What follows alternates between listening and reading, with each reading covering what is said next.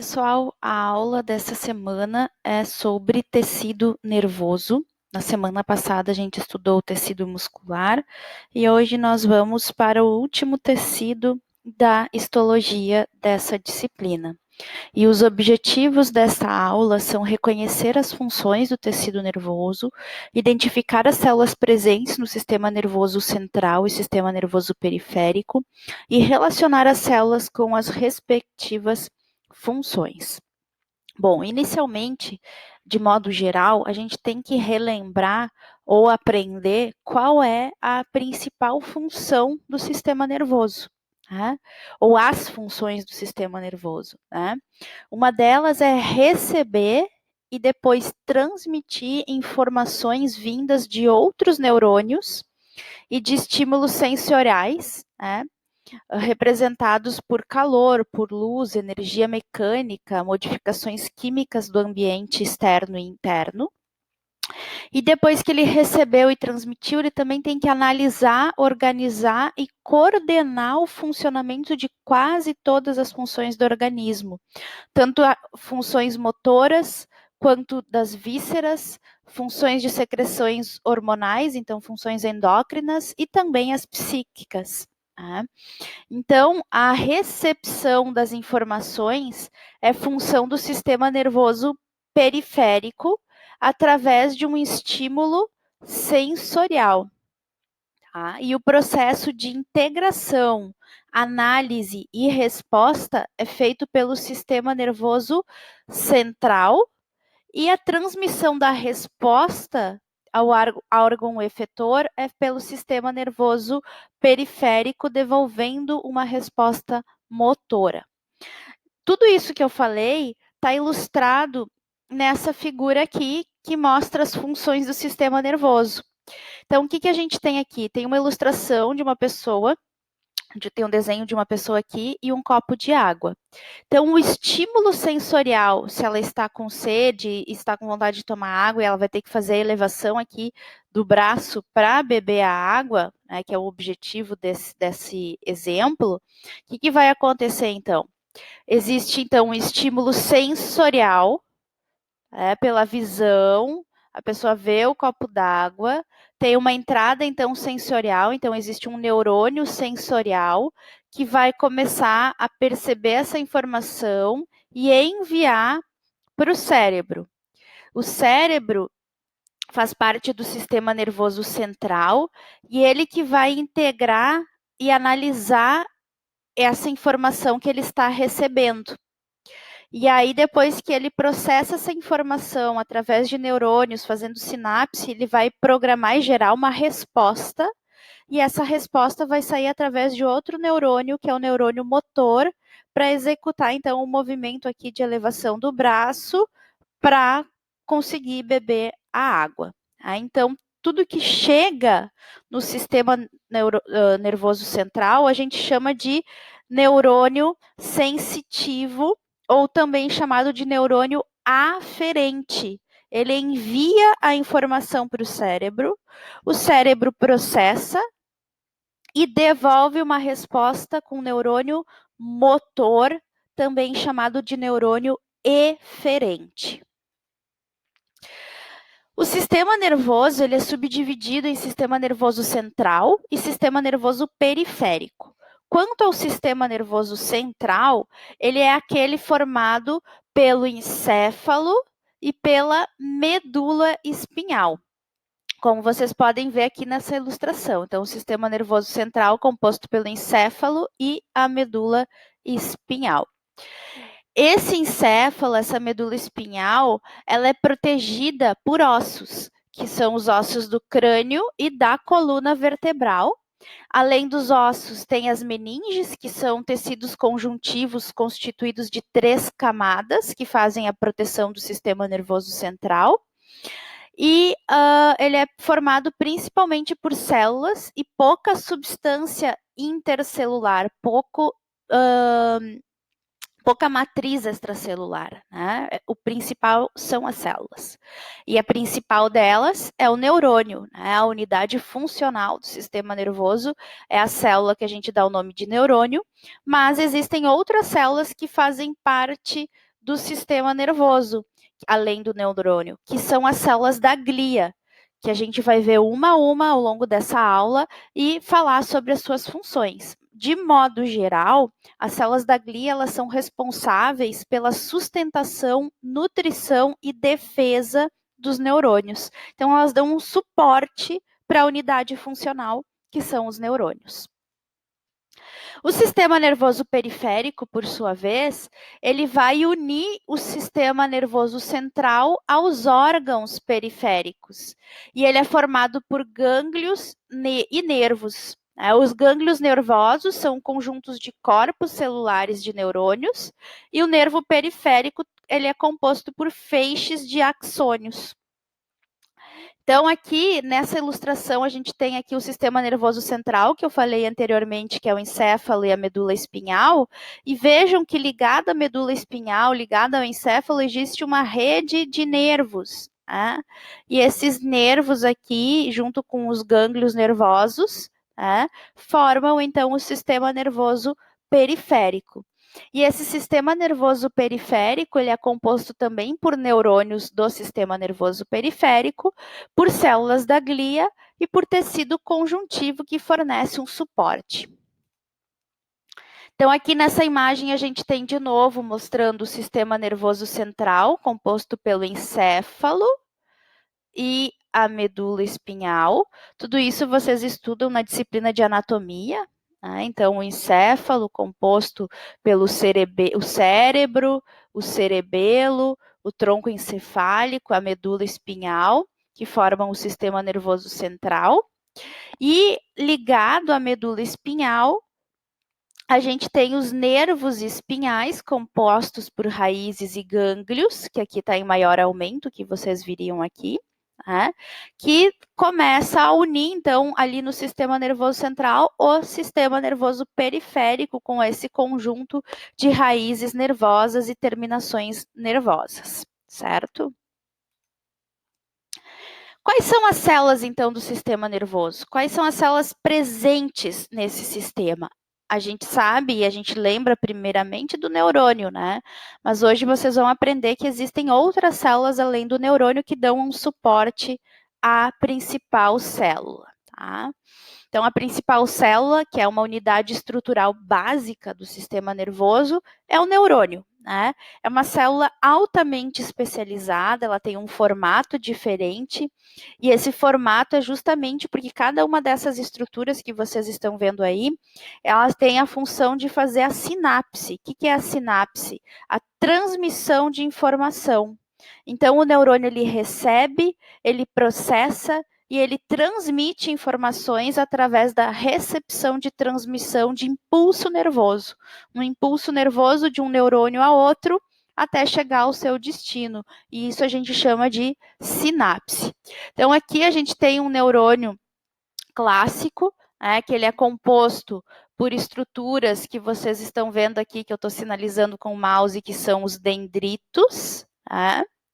Logo adentro desse dendrito, nós temos o citoplasma da célula, e esse citoplasma a gente chama de corpo celular ou soma, ou também chamado de pericário. Tá? Então, aqui vocês podem ver que ao invés de citoplasma, a gente chama ou corpo celular, ou soma, ou pericário. Tudo isso são sinônimos de citoplasma. Tá? E mais adentro nós temos o núcleo dessa célula. Lembrando que o neurônio é uma célula com formato diferente. Então, ele tem núcleo, tem citoplasma, tem organelas, né? Mas também tem os dendritos, que são as estruturas que captam o impulso elétrico e vão processar essa informação ao longo do neurônio, né? E saindo aqui dessa região do pericário e do núcleo, nós temos como se fosse uma corda, né? Essa região toda aqui a gente chama de axônio, né? E esse axônio aqui, em volta dele, existem estruturas que a gente chama de bainha de mielina. Essa bainha de mielina, ela serve para que o impulso elétrico ocorra cada vez mais rápido. Então, a velocidade do impulso elétrico, a velocidade da transmissão de informação se dá através da presença dessas bainhas de mielina. Entre uma bainha de mielina e outra, nós temos uma estrutura que a gente chama de nó ou nodo de Ranvier, que é onde vai acontecer o impulso elétrico que vocês estudam na disciplina de fisiologia, que são os potenciais de ação, potencial de repouso, enfim, impulso elétrico acontecendo para a sinapse acontecer. Tá? Então, os neurônios, eles podem ser classificados de acordo com a sua função. Existem basicamente 3 tipos de neurônios. Os neurônios sensoriais, ou também chamados de aferentes, que são aqueles que recebem estímulos e transmitem esses impulsos para o sistema nervoso central para fazer o processamento da informação. Lembram lá no primeiro slide que eu falei que o impulso elétrico ele chega no sistema nervoso central através de um sinal sensitivo? Então, esses sinais sensitivos são levados ao sistema nervoso central através, então, dos neurônios sensoriais aferentes. Já os interneurônios, eles atuam como conectores entre os neurônios, ou uma cadeia ou rede, ou entre os neurônios sensoriais e motores no interior do sistema nervoso central. O que isso tudo significa? Se eu tenho um neurônio sensorial aferente que leva uma informação até o sistema nervoso central, lá no sistema nervoso central vai ter que ter um interneurônio que processa essa informação.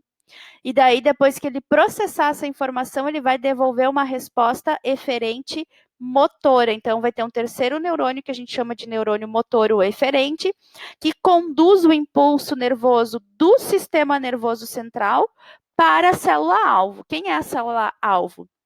Ou um músculo, ou outras glândulas, vísceras, ou outros neurônios. Ele, então, sai do sistema nervoso central para alguma região do corpo para conduzir essa informação. Né? E todo esse processo de informação é transferida de um neurônio para outro através do processo que eu já falei anteriormente, que se chama sinapse. Então, aqui nesse slide, depois eu peço para vocês lerem com calma no arquivo do PDF sem o áudio, que está explicando o que é cada uma das estruturas do neurônio. Voltando aqui a essa imagem, nós temos os dendritos, o corpo celular, o também chamado de pericário ou soma, e o axônio, bainhas de mielina e o nó de Ranvier. Então, cada uma dessas estruturas que está sinalizada aqui nessa imagem, vocês têm descrito o que são cada uma dessas estruturas, mas eu já falei para vocês no slide anterior.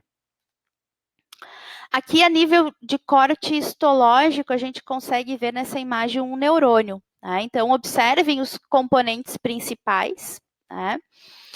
As setas indicam um espesso prolongamento. Né? Então, existe um prolongamento aqui de neurônio. Né?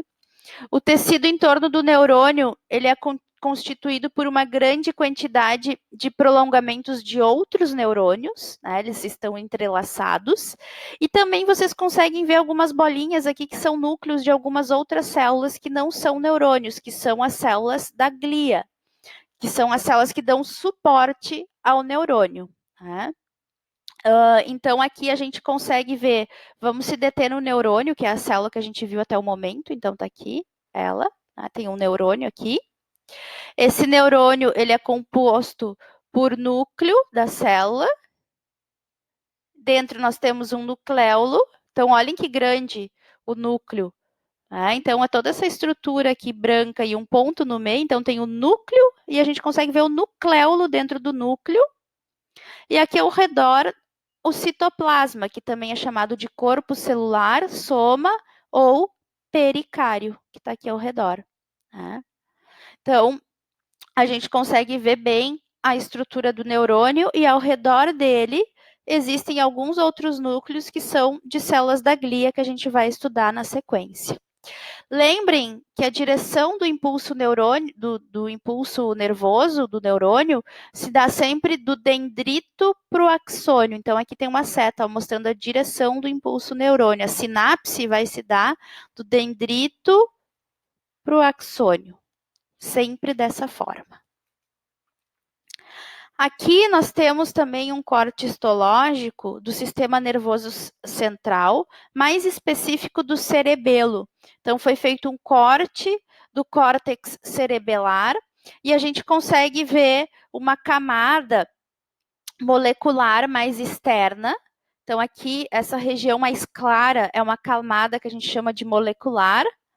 E aqui, essa região mais adentro, mais cheia de pontos roxos, a gente chama de camada granulosa. O que une a camada granulosa com a camada molecular é a célula que eu quero chamar a atenção de vocês, que se chama células de Purkinje. Né? Então, essa célula de Purkinje são grandes neurônios que estão presentes no cerebelo. Tá? Então, aqui em menor aumento, vocês conseguem ver, eu estou circulando com o mouse, essas células grandes, que são as células de Purkinje, que são neurônios que unem a camada granulosa da camada molecular num corte do córtex cerebelar. Em maior aumento aqui do lado, vocês conseguem ver em rosa claro a camada molecular, aqui a camada granulosa, e entre a camada granulosa e a molecular nós temos grandes neurônios. Olhem aqui. Então, a gente consegue ver um pedaço de um dendrito, o pericário, o núcleo e em alguns pontos o nucleolo também. Ó. O nucleolo, o núcleo, o pericário e o dendrito. Então, essas células grandonas aqui a gente chama, são neurônios presentes no cerebelo e a gente chama elas de células de Purkinje. Tá? Saindo dos neurônios, nós entramos nas células da glia. Então, as células da glia, elas não são neurônios, mas estão juntas, muito próximas ao neurônio, e têm funções diferentes do neurônio. A função do neurônio, a gente viu que é fazer a sinapse, transmitir informação. Agora, as células da glia têm função de suporte físico do neurônio, ajudam na sobrevivência e na manutenção do sistema nervoso, tanto central quanto periférico.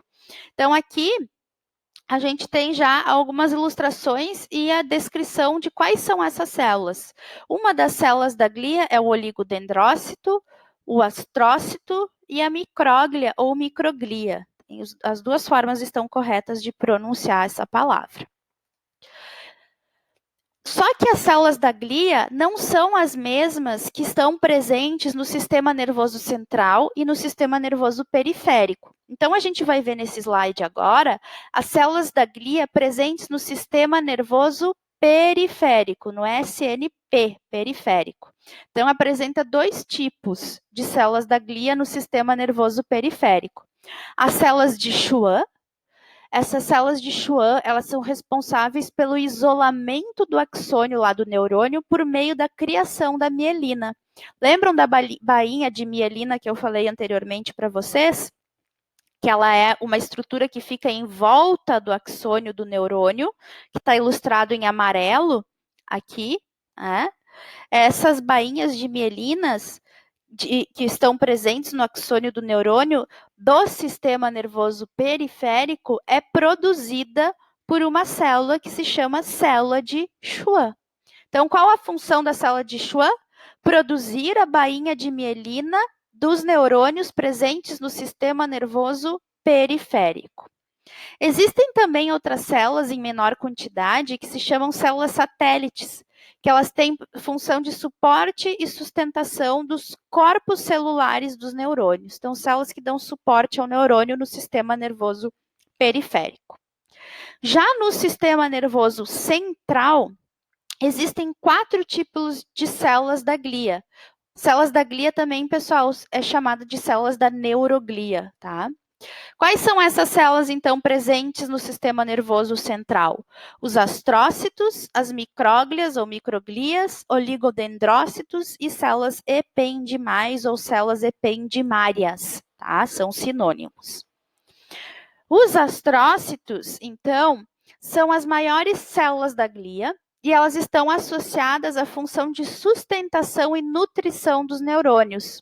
Vocês podem ver nessa imagem aqui, a ilustrativa de um astrócito, tá? Então, ela tem vários prolongamentos, que não são dendritos, não são neurônios, tá?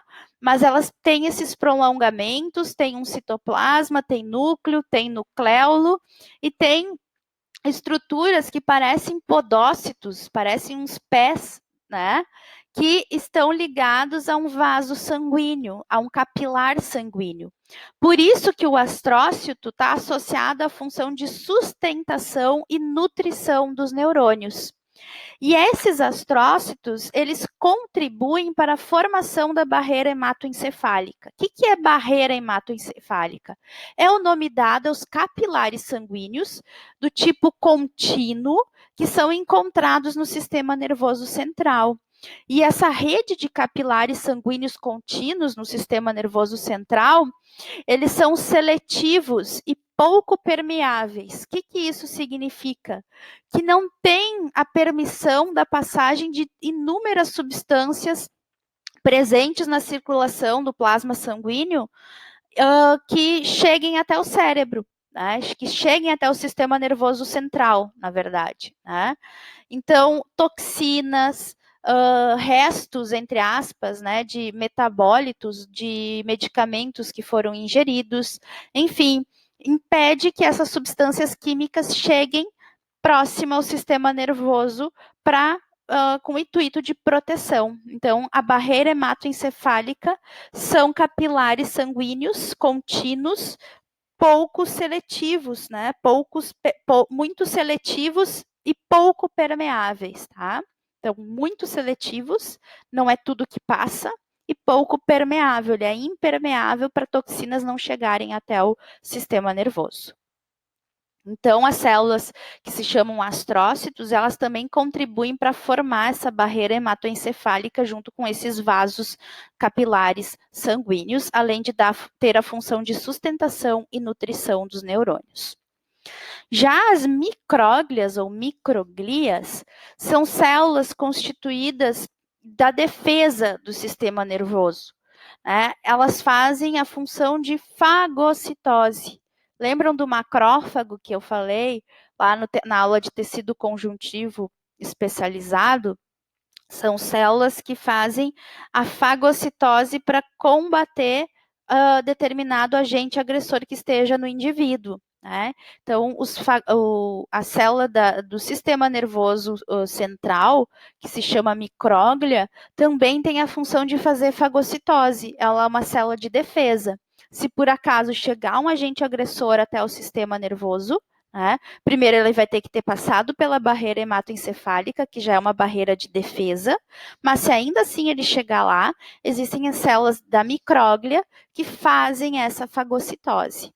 Então, observem nessa ilustração, ela tem vários prolongamentos aqui, né, nessa célula, e ela é muito parecida, né, com todas as outras células da glia, mas quando ela percebe que tem a presença de um agente agressor, esses prolongamentos se encurtam, se encolhem, para ela conseguir fazer a fagocitose desse agente agressor presente no sistema nervoso central.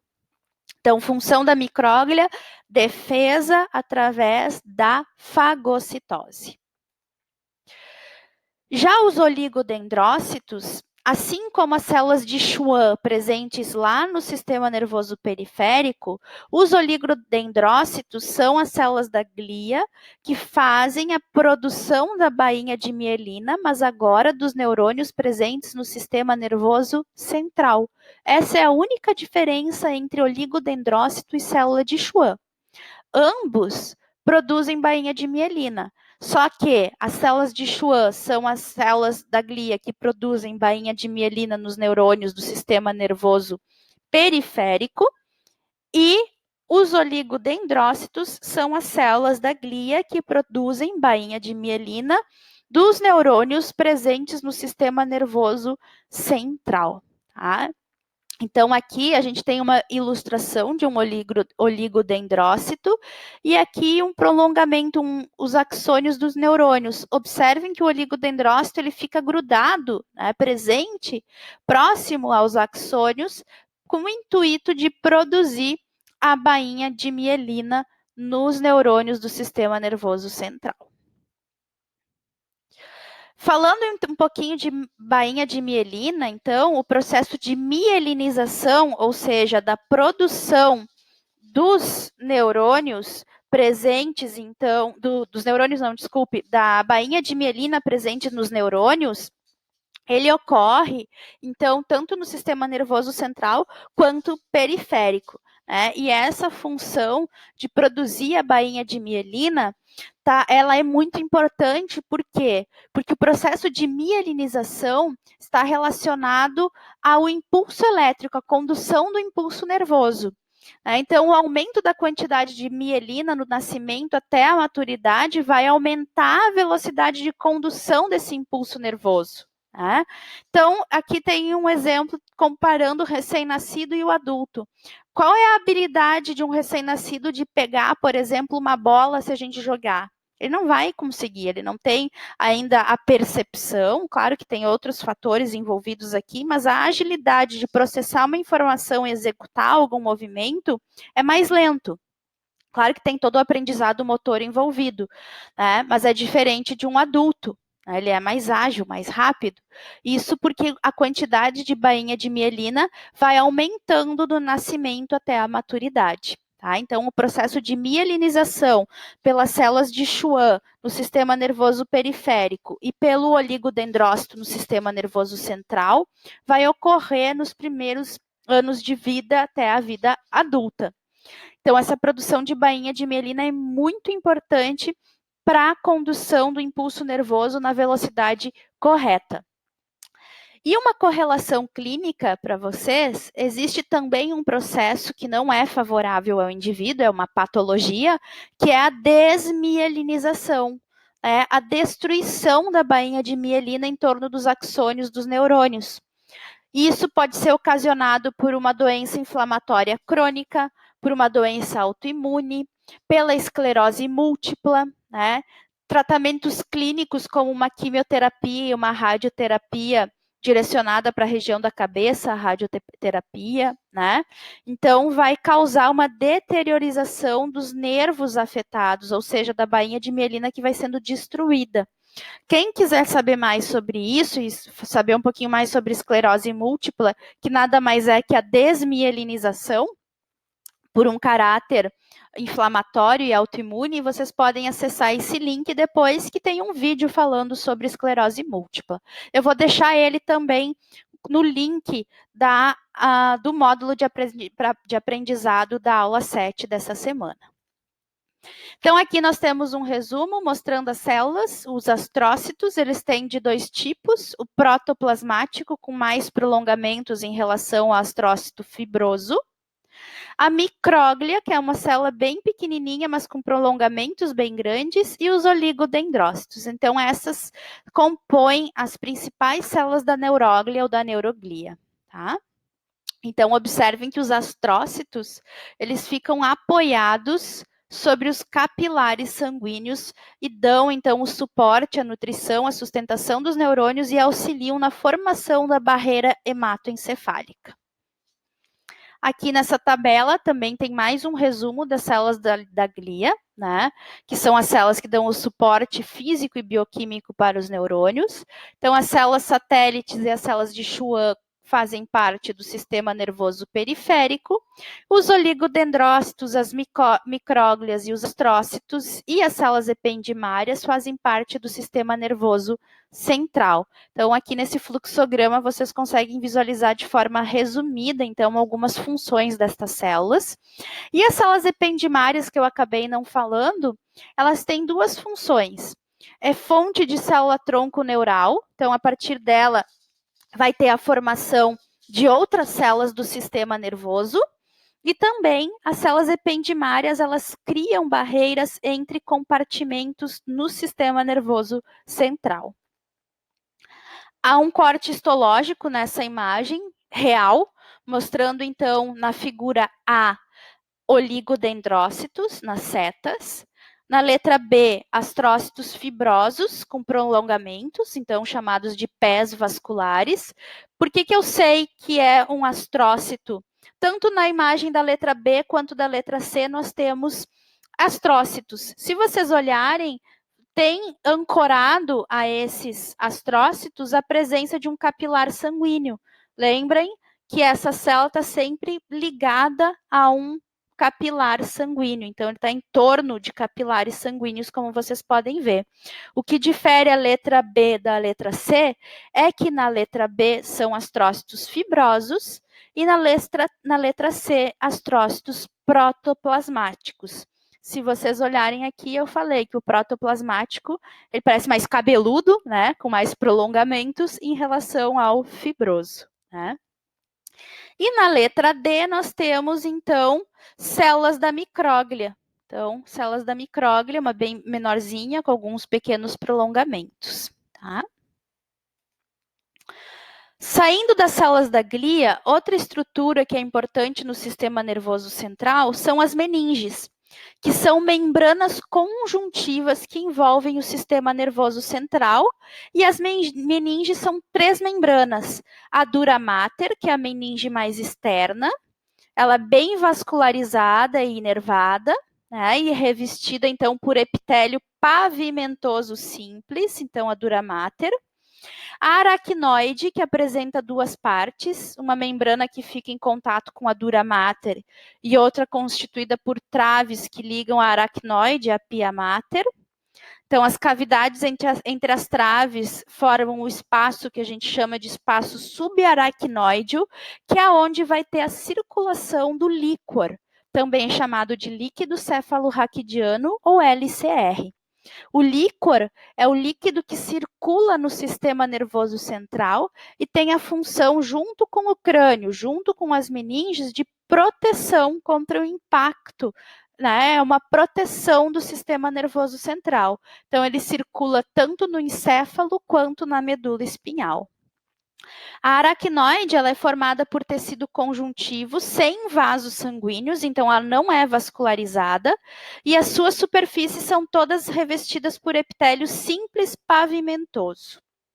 E a pia mater é a mais interna das meninges, é muito vascularizada, e os vasos sanguíneos penetram o tecido nervoso por meio de túneis, revestidos então por pia mater. Isso tudo que eu falei está ilustrado nessa imagem.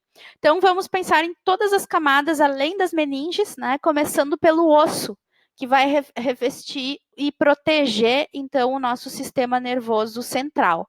Então, pensando no encéfalo, né, existem os ossos que formam o crânio, logo abaixo existe uma camada de periósteo, e aí começam as meninges.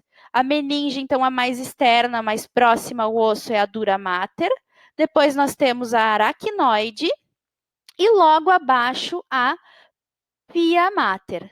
Entre a aracnoide e a pia mater, nós temos o espaço subaracnoide, que é essa região que vai ter a produção e a circulação do líquor no espaço subaracnoide.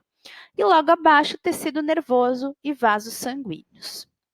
Então, o líquor é o líquido produzido de modo contínuo nos plexos corióideos e que circula esse espaço subaracnoide, que é entre a aracnoide e a pia mater. Nesse espaço aqui vai ter, então, a circulação do líquor.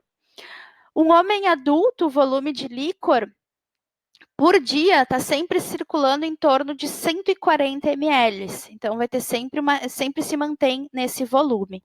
É importante, né, para o metabolismo do sistema nervoso central e protege contra traumatismos, contra trauma, né, proteção contra impacto.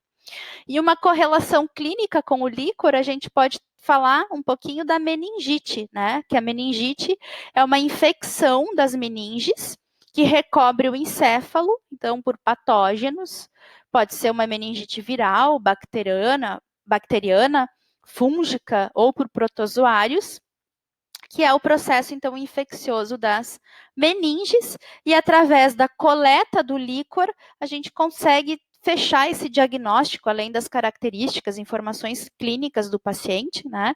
A coleta do líquor vai nos fornecer algumas informações para classificar também o tipo de meningite, né? Qual é a causa dessa meningite, qual é o patógeno que está afetando o indivíduo. E aqui nessa imagem é uma ilustração, né, mostrando, então, a dura mater, a aracnoide logo abaixo e o espaço subaracnoide, né, que é entre a aracnoide e a pia mater, que tem a produção do líquor.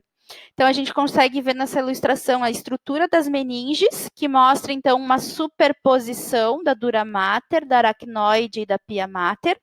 E no interior do tecido nervoso, abaixo, então, as meninges. Toda essa região aqui, então, a gente consegue ver o tecido nervoso através da presença de astrócitos ligados aos capilares sanguíneos, lembrando que os astrócitos eles ficam ancorados aos capilares sanguíneos, e eles servem de um arcabouço, ou seja, de uma estruturação para os neurônios que não estão ilustrados nessa imagem, mas os neurônios ficariam entre os astrócitos, tá?